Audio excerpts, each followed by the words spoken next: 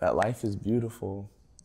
Life is very beautiful. Because I feel like this album is just very carefree. Like, I'm just like letting the music speak for itself. It's very fun. Like songs like 327 BPM or like Brush It Off. Like, life is beautiful, bro. Like.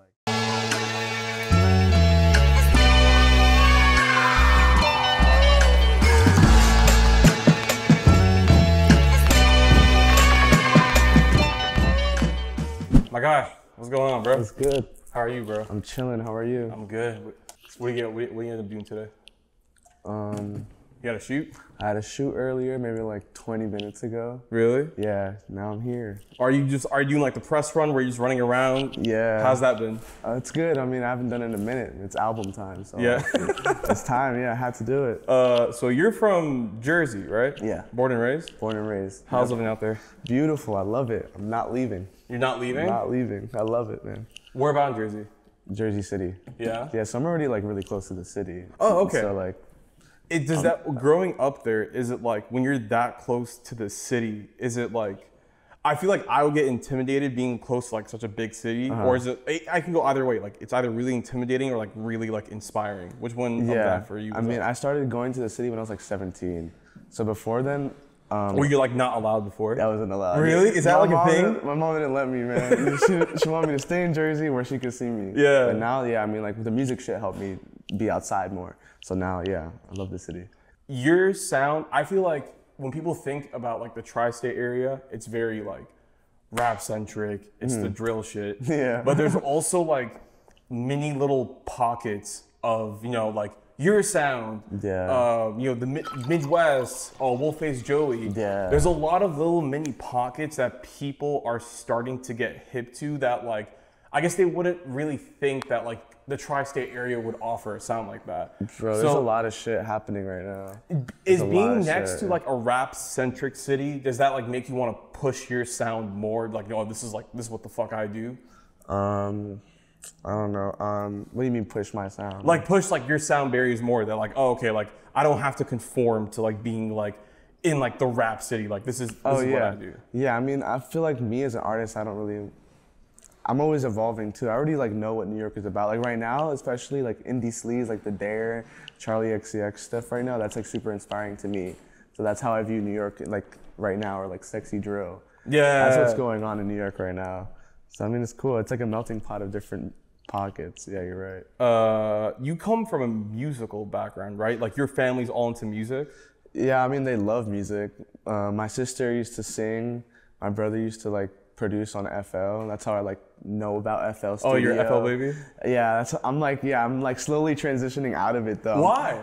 I'm leveling up. Ableton. I'm on really, Ableton bro. Now, yeah. I feel like FL can do everything that you need.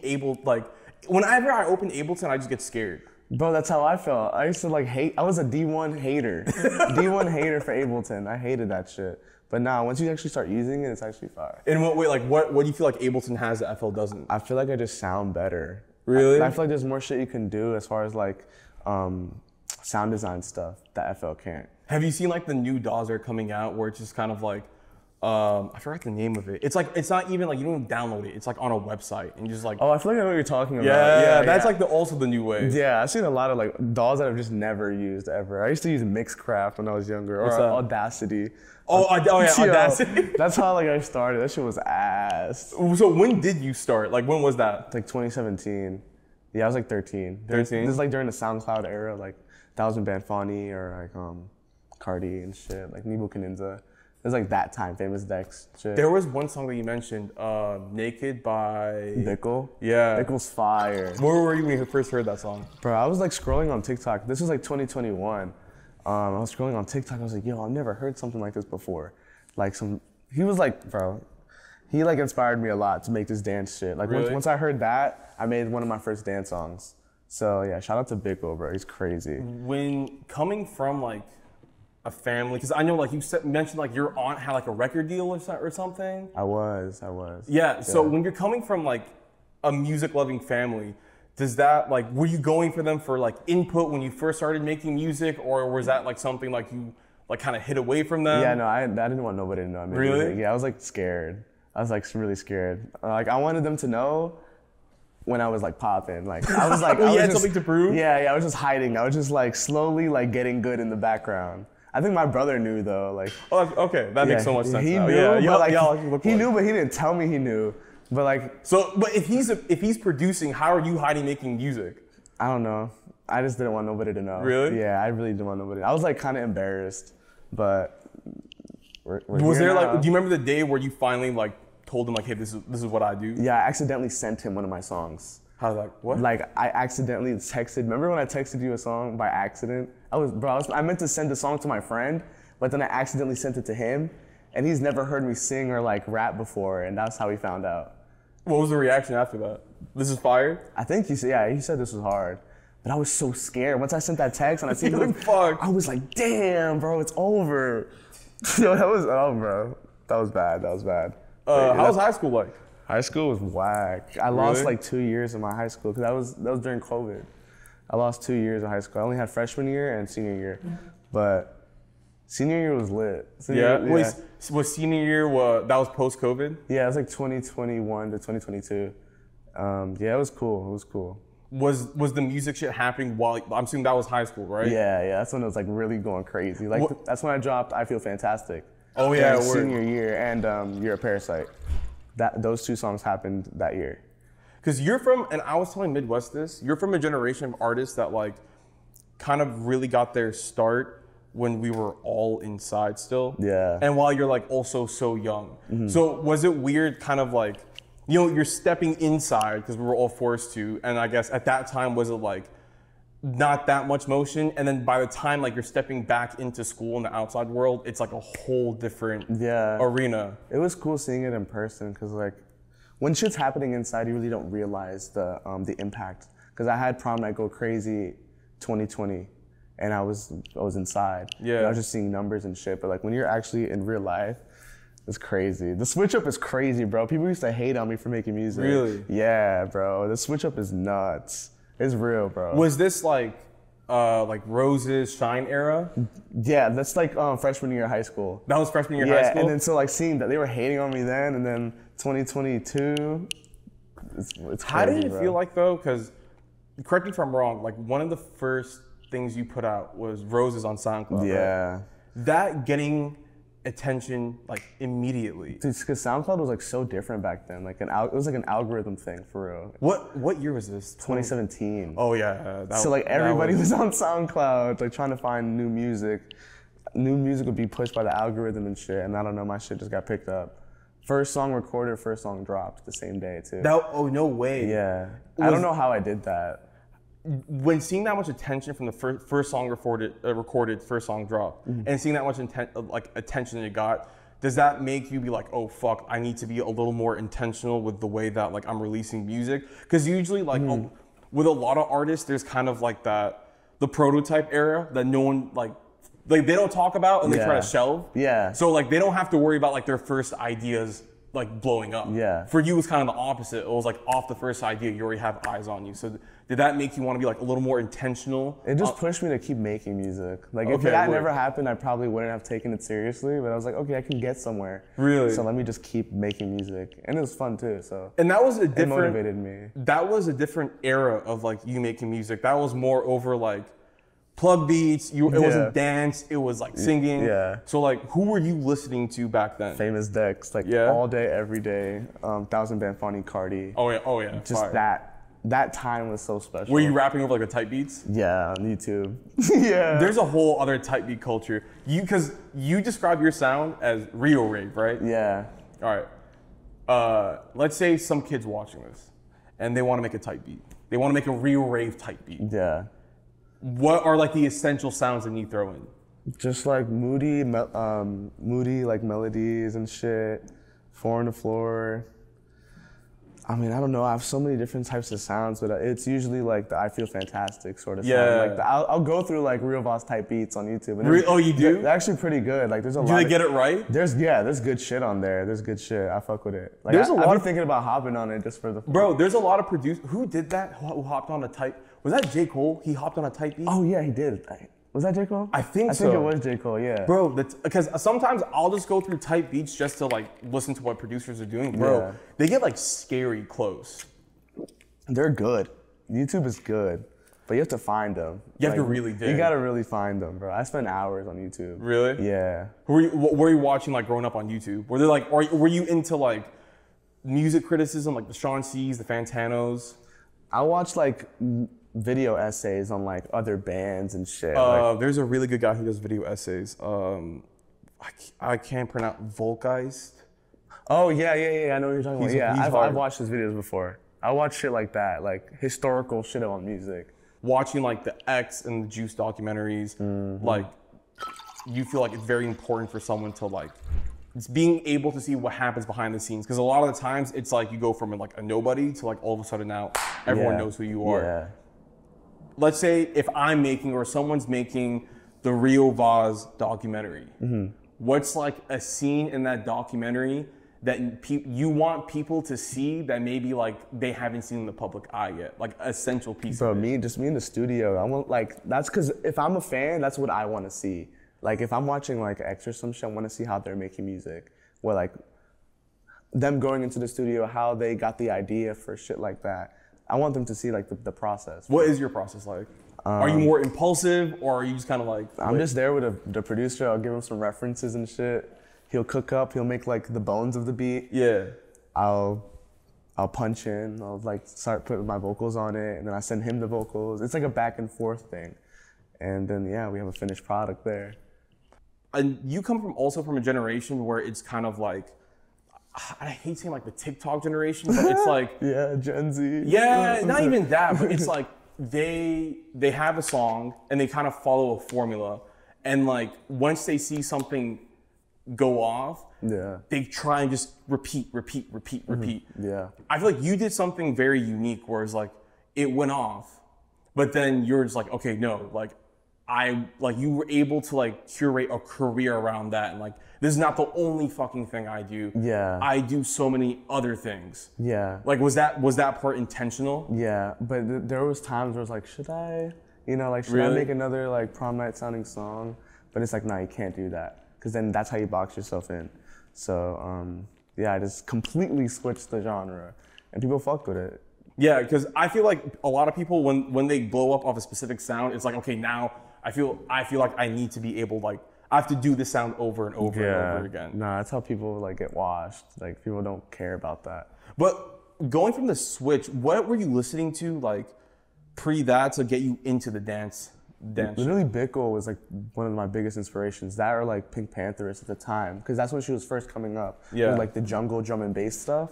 So I thought that was super cool. I was listening to like a bunch of like 90s house music.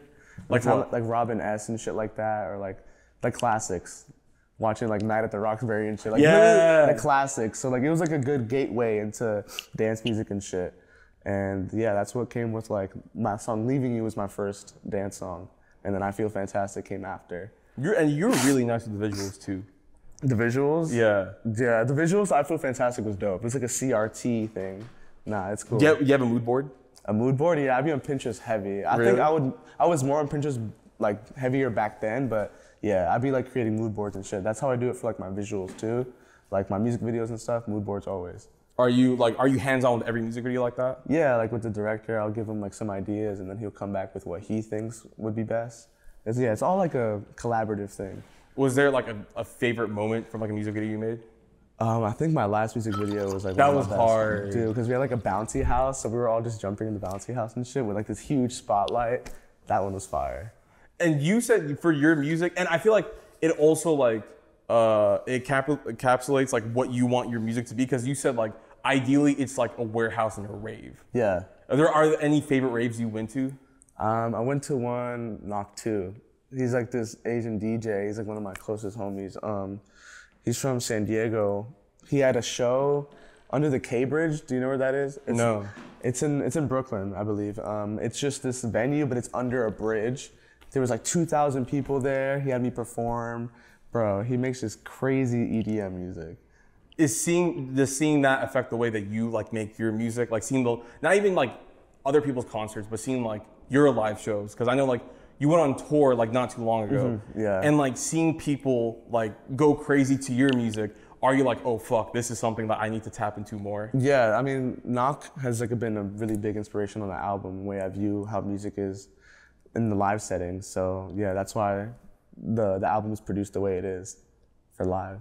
That's all that matters. Concerts, bro. Yeah. I've heard so many people say that like they curate their music based on like how like the fans are reacting live. Yeah, think about like Whole Lotta Red. Like when people first heard that, they were like, "Oh, this shit's ass." But when he toured it, it's crazy. Yeah. And also, what was that? What was the one Drake album? The dance one. Honestly, never mind. Yeah. I feel like people hated on that, but I'm like, bro, did. it also dropped like 2 a.m. on a Sunday. Like, of course you're not gonna understand it. Yeah. Nah, and it's like one of his. It's a classic. A lot of classics came from that album. Yeah. Live setting is super important. I want to go to the album, but before I get to the album, you pre-album, like you've been what? You kind of came on the scene like 2020. Yeah. 2020. So in between then and now, this is the first official debut. Yeah. But you had 2 EPs before.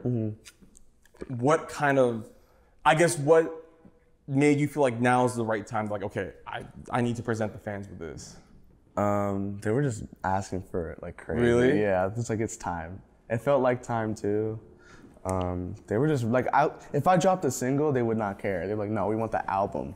Like, all right. Yeah, because I noticed you went on a single run. Like, was there any reason why you went on that single run? I just love dropping singles. It's so fun, yeah. But it was time for an album. It felt like time for me too. But yeah, I'm super happy with the result too. How did making the album come together? Because I feel like I was introduced to you slowly over the years, but like diving into, because like I was hip to like Break the Norm EP, but like diving into this album, I was like, oh, okay, I'm getting like a first full introduction into your world. So how was like making that album? It was fun. It was like basically executive produced by this producer. His name is Frankie. Yeah. And yeah, so very collaborative. We started it in November. The vibes were like Clams Casino, Imogen Heap, sort of. Like that was the basis for the album. Yeah. And yeah, I mean, we did it super fast. Really, how long did it take? I think it was from November. I think we finished in like June. Oh, and shit. I'd only had met him like in September. I haven't even known him for that long. So we're very locked in. There's no features as well. No features, no. I don't really usually do features. You'll do like 1 or 2 in EP. Because like I have to be friends with the person. It's like it's really hard for me to do features when I really don't have a connection with the person. Yeah, because I feel like that way it's like it feels like they're just like doing a phone call version. Yeah, no, I don't fuck with that. Do you have like a feature that stood out to you over the years? Not even on the album, just Aldn. My song is called "Say What You Mean." Oh yeah, it's like some like rock shit. Yeah, that was like one of my favorite songs. He also produced on the album as well. Oh, he did? Yeah. So Aldn is a goat. When you do features, is it important for you guys to be like face to face? Yeah, we got to be like in the room. That's like the best way music is made. I feel like it's even like it's more organic that way, because if you're just like telephoning in or doing virtual, it's like you're trying to like try and like guess a feel as opposed to like being in the environment. You're gonna really feel the vibes in the room, bro. Yeah. Bro, talk about the cover art. That was sick. The clay. Yeah, that was sick, bro. It was made by my brother's homie. He's also from Jersey. Really? Yeah. It was like a month-long project. He built, it's all real, bro. 3D printed, clay figures. He built the whole thing from scratch. And I don't know, bro, he snapped. He went crazy. I'm super happy with that. And the album goes, it's like, it starts off like, I guess more like dance, like a little more aggressive to like towards the end, like, it's like very like slow and mellow. Yeah, it's like my signature with projects. Like I'll start it off with a completely different vibe and then end it off with like, it's like when you like have a night out and then 6 a.m. you're coming back home. It's like it slows down. Yeah. It slows down, yeah. I played guitar on the ending too. Oh, you play guitar? Yeah, I played that was you? on the last 2 tracks, yeah. That was my first time like producing on music too. No way, how was that like? Fun, it was really fun. That's why like, I love locking with Frankie because he helped me be able to produce. So yeah. I also got put on, you had a feature with hdami. Yeah, it's like super rare. Yeah. That's when I was still rapping. Yeah. Is that fun for you being able to combine like, because when I think about your sound, I can't pinpoint it, which is a good thing, right? Yeah. Where just like, he's drawing from different places. Do you like combining like 2 different worlds together? Yeah, it's fun. Like, I think the fans appreciate that too. But yeah, no, that's a super rare feature. That is, to be honest. Super rare, yeah, no. Speaking of your fans, one thing that I was telling Midwest this yesterday, one thing that I love about what you guys are doing now, I feel like the whole mysterious artist thing is kind of cooked right now. It's super cooked. And you kind of just look corny doing it. It's like, bro, like, you're telling me you have 3 pictures on your Instagram for the past like 5 years. Like, like, bro, get out of my face. Yeah. And it's also like, you're not really even building like an engaging fan base that way. Cause at that point it's like, bro, like, the only 2 people who could pull that off are Cardi and Frank Ocean. Yeah. And like, they could pull that off because they've been making music for like X amount of years. Yeah. One thing I love about what you guys do, and you especially, you're very like engaging with your fans. Mm-hmm. Yeah. I try my best. My fans are fucking wild, dude. I had a Discord, man, it's cooked. Why? They're like super, I don't know, bro. They're like culty in a way, but they're like fucking wild. I'm gonna sound like a huge unk right now. Unk is crazy. Yeah. What happens on a Discord? Bro, this is gonna be that's actually crazy. I said that out loud. What happens on the Discord? Is it just like It's just like a chat. It's a big ass chat room. Really? Yeah, people just like send. Because music. Midwest was saying the same thing yesterday. Bro, I was like, bro, like, what do you mean Discord? So you're saying your chat was going crazy? Yeah, they're just fucking wild, bro. They're like bullies, bro. They're so wild. I had to fucking delete it.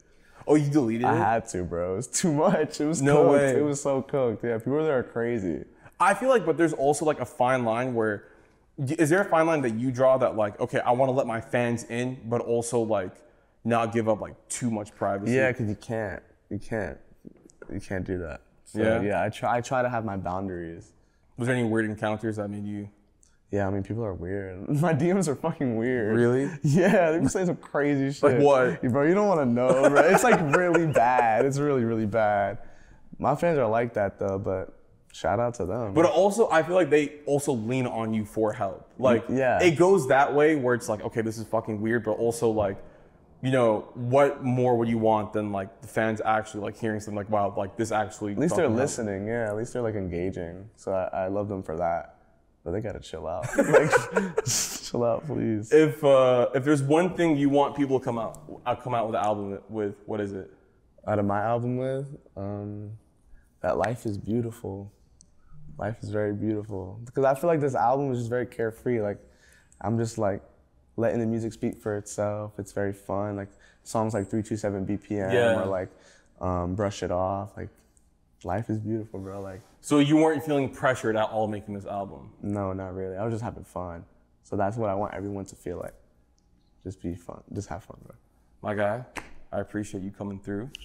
Where can people find you at? Instagram, Twitter, or X. But are you calling it Twitter or X now? I'm calling it Twitter. I'm sorry. Honestly, Elon can't Twitter. take that. Riovaz on everything. Yeah. Okay, my guy, appreciate you. Thank you.